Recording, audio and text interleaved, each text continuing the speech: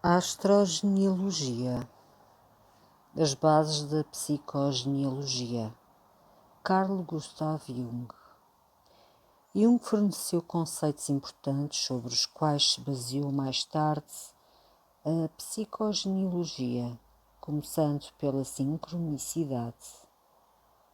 Esta consiste numa ligação entre o mundo interior e a realidade exterior, que nos é transmitida através de acontecimentos significativos que estão interligados, mesmo sem uma relação causa e efeito. Tudo isto pressupõe um outro aspecto fundamental, a presença de uma informação de base, que Jung definiu como o inconsciente coletivo, situado longe da consciência comum, ligado ao inconsciente pessoal e familiar, do qual derivam depois modelos de comportamento que são definidos por Jung como arquétipos. O termo provém do grego arqueios, primeiro princípio. Os arquétipos são esquemas mentais comuns a toda a humanidade, independentes da sua cultura de origem, que se transformam em imagens arquétipas quando adaptadas aos tempos e aos povos. Jacob Levi Moreno é justo reconhecer a este ilustre psicólogo o desenvolvimento de alguns conceitos-chave da abordagem genealógica, entre os quais o sociograma, o psicodrama e a análise transgeracional. O foco dos seus estudos foi a relação interpessoal através da aplicação da sociometria. Moreno tinha percebido que entre os membros de um grupo se estabelecia uma rede de ligação subconsciente muito intensa. Em 1921 fundou o Teatro da Espontaneidade, no qual pessoas comuns se tornavam autores que encenavam as relações existentes num grupo, dando assim corpo à primeira representação teatral do sociograma. Utilizou subsequentemente esta nova abordagem para estudar e representar as dinâmicas familiares, juntamente com outro instrumento muito inovador, o genograma, a representação gráfica da árvore genealógica. Só em 1978, graças a um outro psiquiatra francês, Henri Collomb, o genograma foi ampliado com conteúdos relativos aos diferentes tipos de relações existentes no clã, chegando-se à introdução do sociograma, que descreve em pormenor as uniões, as exclusões, as substituições, a divisão de bens, as heranças, quem são os preferidos e os pretéritos, quais são as injustiças e a contabilidade familiar. Anne Anselin Schutzenberger é universalmente considerada a fundadora da psicogenealogia. Segundo esta psicóloga e psicoterapeuta, a vida de cada família é um imenso romance, repleto de encontros com o destino, eventos de tal modo emocionalmente intensos ao ponto de criar um calendário de datas a recordar que os familiares se empenham, muitas vezes inconscientemente, em honrar, ainda que à distância de gerações. O inconsciente tem boa memória, adora os laços familiares e destaca os acontecimentos importantes do ciclo de vida através da repetição de datas ou de idades. Podemos ler no livro La Síndrome de Gliantenati, de Schutzenberg, que nos introduz, e bem, nos fenómenos de sincronicidade relativos à árvore familiar. Perante o grande número de casos, a sua grande intuição foi unir historiografia e psicologia, aperfeiçoando o conceito de inconsciente coletivo de Jung. A síndrome de aniversário pressupõe uma transmissão transgeracional das informações. É difícil de reconhecer porque se propaga no seio da árvore genealógica de forma inconsciente, atua à distância de gerações e é tanto mais eficaz quanto mais traumático, escondido ou não processado foi o acontecimento. Existe uma lealdade familiar invisível que induz os membros da família a repetir ou reviver as experiências dos seus antepassados sem que disso tenham qualquer consciência, a fim de as reparar ou curar. Ivan Bossormeni Nagy, teórico da lealdade familiar, definiu a família como uma matriz, um molde no qual se forma a identidade do indivíduo, definindo a forma como este se relaciona com os outros membros, um fio invisível composto por um sentimento de lealdade, entre ajuda e equanimidade, no clã. É uma espécie de diário que registra o dar e o receber de cada membro da família, um registro que segue um sentido de compensação mútua justa, sem o qual a família se tornaria num campo de batalha. Um registro que aponta o que foi dado e o que foi recebido, sob a forma de apoio, partilha e reconhecimento. Pode haver indivíduos que não pagam a sua dívida para com o clã. Nicholas Abram e Maria Torok. É destes psicanalistas a definição de cripta e de fantasma, conceitos baseados num segredo, cuja força e energia são diretamente proporcionais ao seu grau de ocultação, ao nível de vergonha que suscita, ao sofrimento e à injustiça de que está carregado. As ações pesadas permanecem impressas no inconsciente familiar ao ponto de, ignorando-as, se acumularem no sistema, como água numa barragem que, não tendo escoamento, a certa altura transborda e arrasta tudo o que encontra pela frente. A descendência terá então de lidar necessariamente com tudo isto. Os dois psicanalistas concentraram a sua atenção em casos de possessão de indivíduos que realizam ações inexplicáveis e incompreensíveis, cuja origem remonta à parte mais escura e inviolável da cripta, onde se encontram ocultos os segredos mais inconfessáveis da família.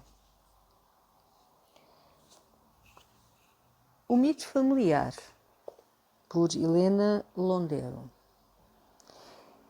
Enquanto trabalhava na minha árvore genealógica, apercebi-me da estranha comunidade de destino que me liga aos meus antepassados. Senti fortemente que estava sob a influência de coisas ou problemas que foram deixados inacabados ou sem resposta pelos meus pais, avós e antepassados. Parece-me que existe muitas vezes um karma impessoal numa família que é transmitido de pais para filhos. Sempre pensei que talvez eu tinha de responder a perguntas que o destino já tinha feito aos meus antepassados e a que não se tinha conseguido dar respostas. Carl Gustav Jung. Memórias, sonhos, reflexões. O mito familiar e a identidade da árvore. O mito familiar é como um longo relato coral que numa árvore é transmitido de geração após geração.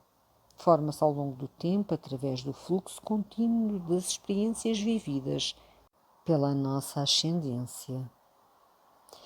É algo de narrativo, por vezes épico, que evoca o passado da família, enfatizando muitas vezes uma determinada direção. É partilhado por todos os membros da família. Cada um de nós tem uma relação profunda com o seu próprio mito, mesmo quando o nosso papel é porventura questioná-lo ou superá-lo de forma decisiva. O mito define a própria identidade da família e a imagem de si mesma que projeta no mundo e entre os seus próprios membros. Cria hábitos, regras e crenças, marcando a linha de fronteira entre o que parece lícito no sistema e o que, pelo contrário, é considerado errado ou proibido. Assim, define também diretamente o que a família considera inadmissível e que pode, por isso, ficar na sombra, afastado, secreto. Estamos em zonas simultaneamente saturninas, ligadas às regras e ao que é permitido no sistema, e plutonianas, ligadas à sombra familiar e ao que é proibido. O mito baseia-se em tudo o que, ao longo do tempo, mais definiu a identidade do clã. Revela indiretamente o que a família colocou no topo das suas aspirações e o considera importante por quanto marcou a sua história e os seus acontecimentos. Há mitos principalmente ligados ao amor e à união familiar, outros mais intelectuais ligados ao estudo, ao conhecimento, à cultura. Alguns mitos são muito definidos pela profissão, pelo dinheiro ou pelo sucesso alcançado pelo clã. O mito familiar pode também basear-se em traumas ou lutos que tenham afetado a família no passado. A memória do luto é uma memória longa e tenaz que ativa lealdades familiares profundas e pode ser muito útil na escrita do mito.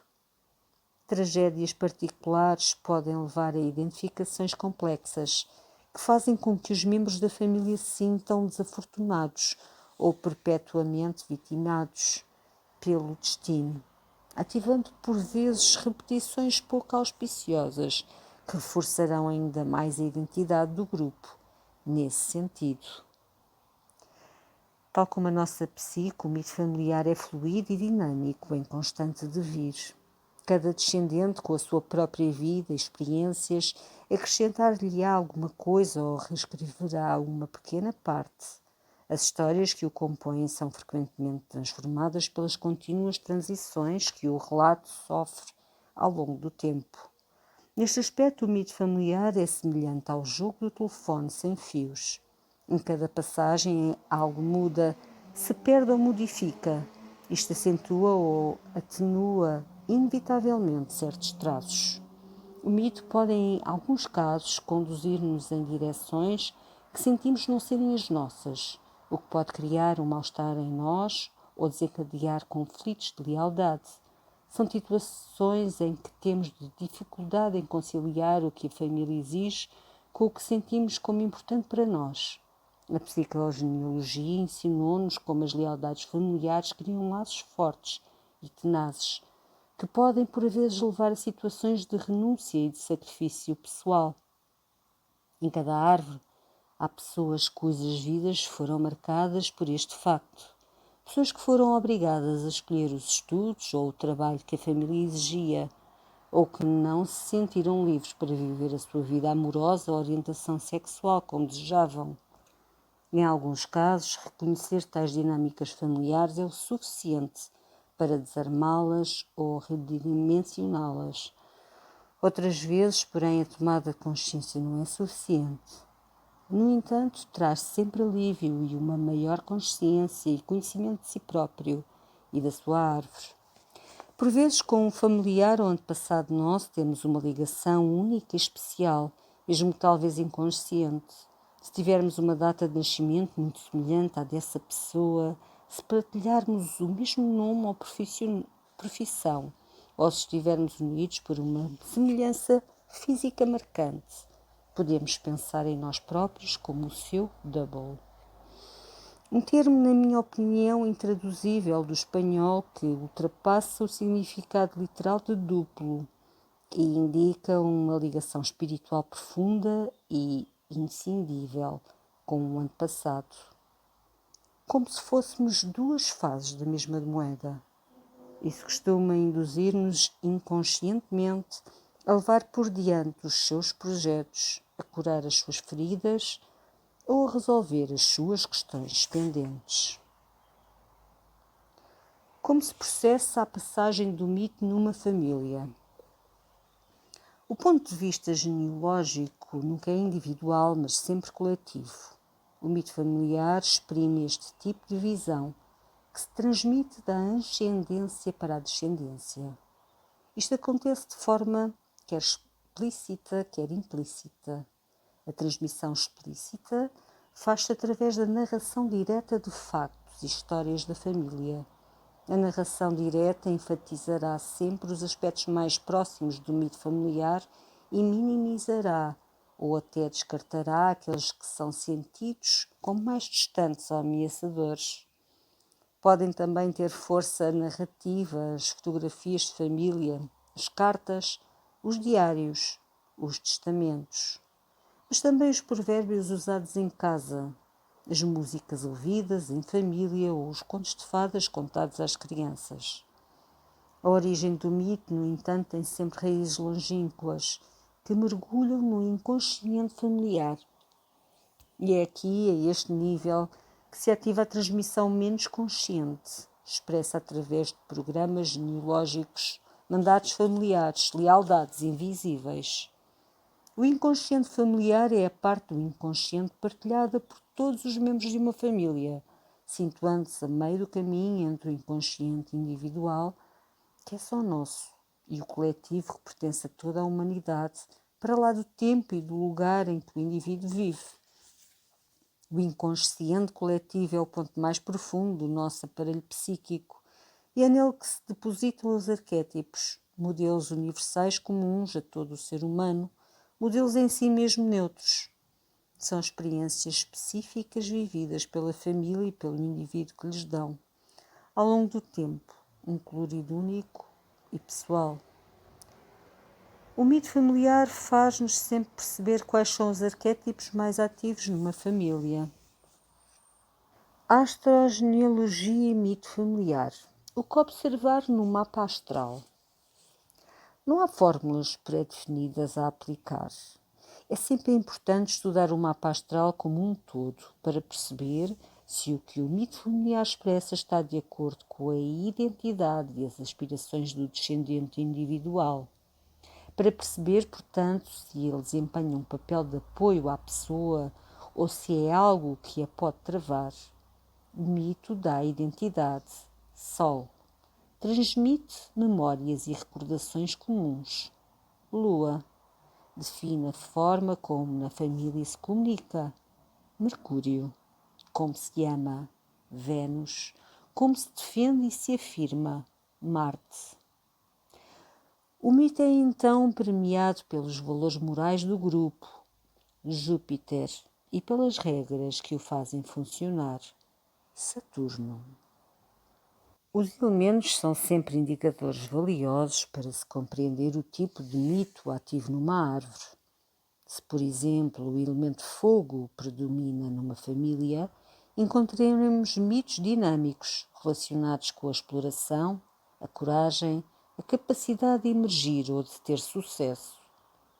A luta e a competição serão vividas dentro e fora da família. Tudo isto pode ser estimulado através do desporto, da profissão ou das próprias relações no seio do grupo. A predominância do elemento terra, por seu turno, tornará o sistema mais concreto e prudente e ligar-se-á a mitos familiares que visam reforçar o sentimento de segurança e estabilidade económica do grupo. Serão mitos relacionados com poupança, trabalho, dinheiro e preservação. Uma predominância do ar, por sua vez, trará mitos mais relacionados com as relações, mito do casamento perfeito, mito da harmonia, ou com ideais elevados, famílias que partilham paixões políticas, interesses culturais, valores sociais. O ar ativa também os mitos intelectuais, em que a identidade familiar está ligada à inteligência, ao conhecimento, ao estudo. Uma forte presença do elemento água vai, por outro lado, ligar o mito dos sentimentos mais profundos da árvore, ativando o mito da fusão, do amor, mas por vezes também o da dor ou do luto, que por ter marcado profundamente o passado da família, definindo a sua identidade. O ascendente e o meio do céu são também importantes, porque representam respectivamente o papel familiar e as expectativas familiares de cada pessoa. São cruciais para entender o quanto o descendente individual sente que o mito da família passou para si. Vamos verificar os aspectos que formam estes dois ângulos do mapa, Um aspecto de Urano levará a pessoa a renovar e modernizar o mito, questionando-o. Plutão vai levar a pessoa a transformá-lo, assumindo eventualmente papéis familiares incômodos, complexos, desestabilizadores. Um trígono de Saturno, por outro lado, será motivador e confirmá-lo-á e fortalecerá. Uma quadratura do mesmo planeta falo-á sentir-se como que imposto de cima pela autoridade, portanto potencialmente capaz de se tornar numa gaiola. A história da Martina e o mito das uniões perfeitas. A Martina vem de uma árvore em que os casamentos são desde há gerações o cartão de visita da família aos olhos do mundo. Desde a infância, o casamento foi-lhe apontado como um objetivo importante a atingir. Espera-se que todos os descendentes tenham casamentos brilhantes e socialmente bem-sucedidos. E a vida amorosa, mesmo que não seja explicitamente declarada, nunca é completamente livre e independente. Ninguém na sua família é solteiro ou divorciado e nunca houve sequer casais homossexuais. A Martina trabalha, tal como o seu irmão, no escritório do pai, um advogado. Temos, portanto, também ativa uma repetição profissional. Ao estudar-se o mapa astral da Martina, nota-se imediatamente que este não conta a história de casamentos felizes, mas, pelo contrário, pinta-os como cansativos e conflituosos. O descendente está em Capricórnio, indicando casamentos duradouros, ambiciosos, que podem estar mais ligados à necessidade de manter o status quo do que às necessidades emocionais. Saturno, que rege o ângulo e a sétima casa, está em Caranguejo, exílio, e em quadratura com Vênus em Balança. Os dois principais indicadores do padrão do casal, então, portanto, em quadratura um com o outro, indicando como a vida amorosa é um território complexo e gerador de tensões. Vênus, bela e forte no seu domicílio, está fatigada pelas obrigações saturninas que lhe trazem um forte sentido de dever. Isto retira-lhe a liberdade de viver o amor como deseja. A quadratura assinala também um sentimento de insegurança e de solidão no casal. A Martina casou com um colega da universidade muito popular na família, mas de quem cedo se sentiu afastada, tanto afetiva como sexualmente. O Sol em Leão e a Lua em Escorpião estão em quadratura um com o outro, indicando como o arquétipo do casamento parental que se conhece está, sobretudo, ligado ao prestígio do nome de família, Leão, ao mesmo tempo que vive sempre profundos momentos de crise, Escorpião. A Martina conta-me que desde muito cedo se apercebeu da disparidade entre o que se passava entre os seus pais em casa, tensões, silêncios, discussões, e a imagem que era mostrada ao mundo, em que pareciam inclusivamente cúmplices. Uma máscara social esgotante para todos. A Martina, na altura do seu encontro, estava a viver um trânsito importante de Plutão, em conjunção com o seu descendente.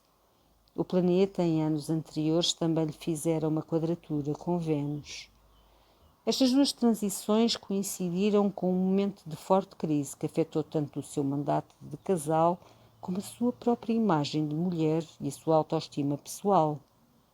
Pela primeira vez, a Martina contemplou as suas necessidades mais profundas e ganhou uma nova consciência de si própria. Com coragem e com a ajuda de uma terapeuta, foi capaz de abandonar os padrões de casal que a sua árvore lhe transmitira e que se tinham repetido na sua família durante demasiado tempo. Passou assim da repetição cega para a reparação. Depois de muita reflexão, decidiu separar-se e foi viver sozinha, um caminho nada fácil devido a uma Vênus em Balança. É a primeira pessoa da sua árvore a fazê-lo. A passagem de Plutão, ativando o arquétipo do fim, permitiu-lhe deixar morrer algo de si, mas possibilitou o nascimento de algo novo. Caterina e o mito da harmonia. O mito da harmonia é perfeito no papel. Vive-se em famílias em que o tom de voz é sempre calmo e nunca ninguém desatina ou tem explosões de raiva. A raiva, com este mito familiar, é deixada à porta de casa. A Caterina cresceu numa dessas famílias. Foi sempre ensinada a ser conciliadora com os outros e a abdicar das suas próprias posições para evitar conflitos. Em criança, quando se zangava, os pais repreendiam-na, dizendo-lhe que não estava bem e que ficava feia. A Caterina aprendeu rapidamente a reprimir a raiva, tal como a roer as unhas e a desaparecer no fundo da sala de aula. Mas engolir a raiva é perigoso, porque é uma emoção saudável, vital, do tipo marciano, que nos ajuda a reagir e a defender-nos, mas também a afirmar-nos e a exprimir-nos os nossos talentos. O mapa da Caterina revela uma nítida falta de fogo, em favor de uma predominância de água. A raiva também parece ter desaparecido da sua tabela de elementos. Tem Marte em Caranguejo, no seu signo de outono, em conjunção com Mercúrio. Mas Irmãs nunca pôde exprimir a sua opinião e viver os normais desacordos que surgem na fraternidade. Os pais interviram imediatamente para as censurar. Isto, paradoxalmente, exacerbou as tensões ao longo dos anos que se foram acumulando sem nunca serem resolvidas. Ainda hoje as relações são tensas. Nas árvores em que a raiva é censurada desta forma, é frequente a existência no passado de muitos problemas para a família.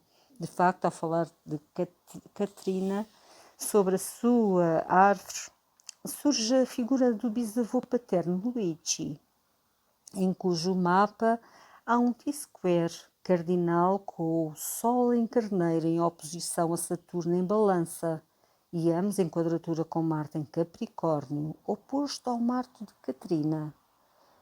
O bisavô era um homem violento e irascível.